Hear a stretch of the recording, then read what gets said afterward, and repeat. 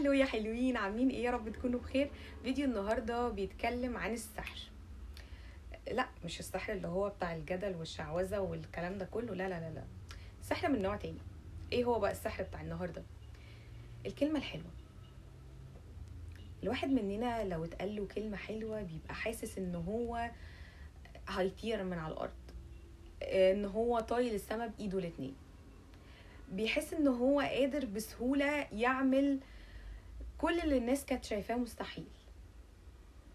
بمنتهى البساطة ممكن يعني بموقف لطيف اتعمل معاك تنسى سخافة اليوم اللي كان رخم وتقيل على قلبك، ويعني كنت خلاص بقى واصل لك لهنا. بابتسامة طفل شفته وانت معدي تحس ان الدنيا ضحكت لك. ممكن برضو بقعدة رايقة مع صحابك اللي انت بتحبهم، مش اي صحاب احنا حابينهم بجد. نحب الدنيا من تاني بعد ما كنا جبنا اخرنا منها. وممكن كمان بوجود شخص في حياتنا مآمن بينا وقدراتنا، بيشجعنا طول الوقت، بيخلينا ده نتغلب على اليأس اللي عشش جوه قلوبنا. بمنتهى البساطة يا جماعة، الناس مش لوغاريتمات معقدة، او ان هي ناس يعني صعب ان انا افهمها.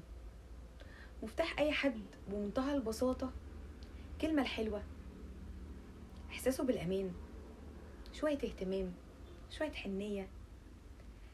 البني ادم ده عامل زي الطبخة. يعني انت لو عملت طبخة من غير ملح ومن غير توابل هيبقى ليها طعم؟ مش هيبقى ليها طعم. البني ادم كده، اديله الاربع حاجات دولت وانت هتلاقي ليه طعم محلي حياتك كلها،